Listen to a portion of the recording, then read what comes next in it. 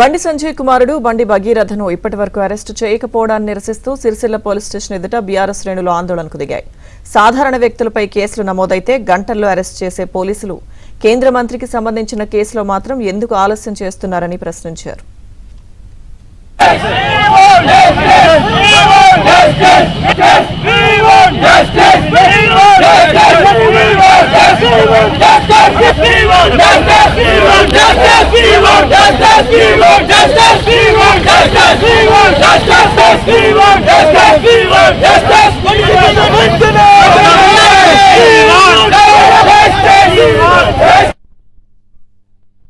సంజయ్ కుమార్ కొడుకు తన తండ్రి అధికారాన్ని అడ్డుపెట్టుకొని ఒక మైనర్ బాలికను లొంగ తీసుకొని ఆల్కహాల్ తాగించి మొయినాబాద్ ఫామ్ హౌస్లో ఏదైతే రేప్ అటెంప్టేషన్ అని చెప్పేసి ఆరోపణలు వచ్చినాయో దాని మీద ఒక బాధ్యతాయుతమైన పదవిలో ఉన్నటువంటి బండి సంజయ్ కేంద్ర హోంశాఖ సహాయ మంత్రిగా ఉన్నప్పుడు తన కొడుకును స్వచ్ఛందంగా పోలీసులకు అప్పగించి నేను నిష్పాక్షికంగా విచారణకు సహకరిస్తా అని చెప్పాలి.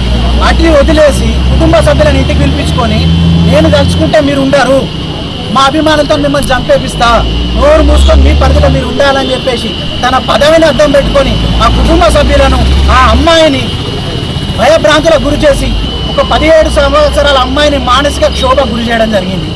ఇది ఎంతవరకు న్యాయమో ఒకసారి బండి సంజయ్ ఆలోచించాలి.